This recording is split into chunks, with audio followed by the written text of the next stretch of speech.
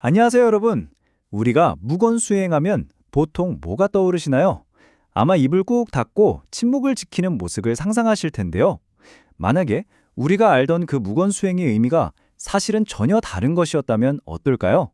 네, 바로 이 질문에서부터 오늘 이야기를 시작해 보려고 합니다. 만약 무건수행이 단순히 말을 하지 않는 행위가 아니라면 그럼 도대체 그 진짜 목적은 뭘까요? 오늘 우리가 바로 그 속을 한번 시원하게 파헤쳐 볼 겁니다. 사실 이 모든 이야기가요, 바로 이런 실제 고민에서부터 시작됐어요. 저 무건수행 중인데 자꾸만 사람들한테 뭘 가르쳐주고 싶고 조언해주고 싶어서 미치겠어요. 저 지금 잘못하고 있는 거 맞죠? 와, 이거 진짜 많은 분들이 공감하실 것 같지 않나요? 바로 이 딜레마 안에 우리가 놓치고 있던 엄청난 힌트가 숨어 있었습니다.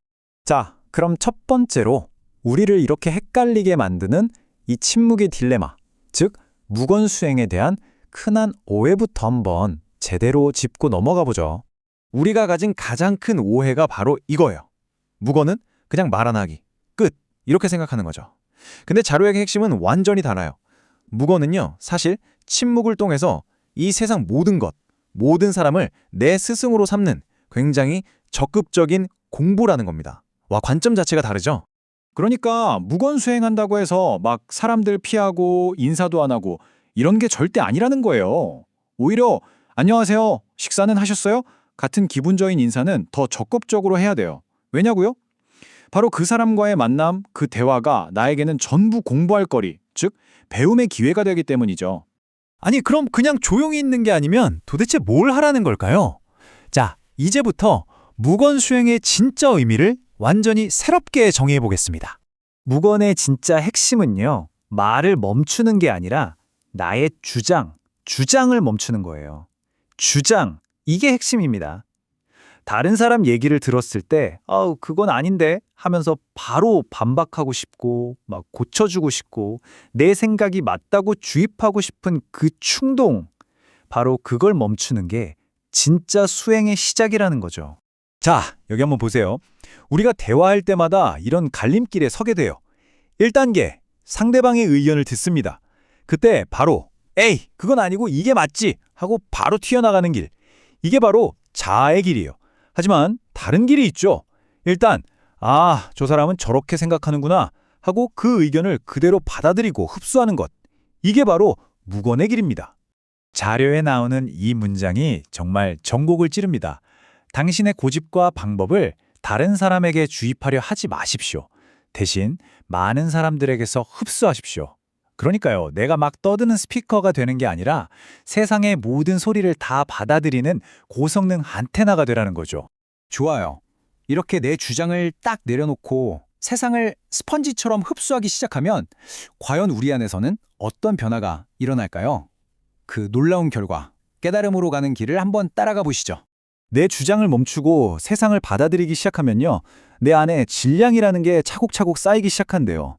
이건 단순히 머릿속에 지식을 쑤셔 넣는 거랑은 차원이 다른 얘기예요.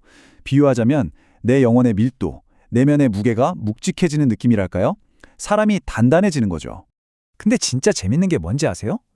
자료에 따르면요, 이 질량이 어느 정도 임계점까지 꽉 차오르면 살면서 총 3번에 걸쳐서 거대한 깨달음, 즉 물리가 빵! 하고 터지는 순간이 온다는 겁니다. 3번이요. 첫 번째 빵 터질 때는 사회가 돌아가는 이치가 보이고요. 두 번째는 대자연의 거대한 원리가, 그리고 마지막 3번째 물리까지 터지면 와, 이건 정말 내 앞에 있는 저 사람이 왜 저런 말을 하는지, 왜 저렇게 행동하는지 그 마음의 흐름까지 그냥 훤히 꿰뚫어 보게 되는 경지에 이른다는 거예요. 이 3번의 과정을 거치면서 세상을 보는 눈이 완전히 180도 달라지는 거죠. 그래서 이 수행의 최종 목표는 바로 도인이 되는 겁니다. 근데 여기서 말하는 도인은 막 구름 타고 다니고 축지법 쓰고 이런 초능력자가 절대 아니에요. 오직 스스로의 노력으로 이 내면의 질량을 꽉 채워서 그 힘으로 세상을 꿰뚫어보고 사람들에게 정말 필요한 도움을 줄 수 있는 그런 진짜 지혜로운 사람을 말하는 겁니다. 자, 이제 마지막으로 이 모든 과정을 한번 정리해 볼 텐데요. 이걸 힘들고 고통스러운 수행이 아니라 세상 전체가 나의 교과서가 되는 새로운 공부법이라는 관점에서 바라보겠습니다. 이렇게 관점을 바꾸면요, 세상 모든 게 나를 위한 교과서가 돼요. 특히 다른 사람한테서 보이는 고집이나 단점이 있잖아요. 그게 사실은 나를 비춰주는 거울이라는 거예요. 아, 저 사람 진짜 고집 세네? 라고 느껴지는 순간, 그럼 내 안에는 어떤 고집이 숨어 있지? 하고 돌아보라는 신호라는 거죠. 모든 게 다 나를 위한 공부 재료가 되는 겁니다. 그리고 이 공부법을 제대로 이해하려면 방편이라는 개념을 꼭 알아야 해요. 방편이라는 건요, 진짜 본질적인 가르침으로 우리를 이끌어주기 위한 일종의 임시 도구나 수단이라고 생각하시면 쉬워요. 예를 들면 여기 보이는 돌로 만든 불상이나 여러 종교적인 상징물들이 다 방편이죠. 그런데 놀랍게도 우리가 지금까지 이야기한 무건수행 그 자체도 사실은 방편이라는 겁니다. 그게 최종 목표가 아니에요. 무건수행이라는 아주 유용한 도구를 사용해서 내 내면의 질량을 키우고 성장이 끝나면 결국 그 도구 너머의 본질로 나아가야 한다는 거죠. 마지막으로 이 메시지를 꼭 기억해 주셨으면 좋겠습니다. 공부는 어렵게 하는 것이 아닙니다. 쉽고 재미있을 때 당신은 진정으로 배우고 있는 것입니다. 어떤 공부든 어떤 수행이든 그걸 억지로 고통스럽게 하고 있다면 뭔가 잘못되고 있다는 신호예요. 내가 즐겁고 재미있어서 막 빠져들 때 그때 나도 모르는 사이에 훌쩍 성장하고 있다는 것. 이게 바로 진짜 배움의 본질입니다.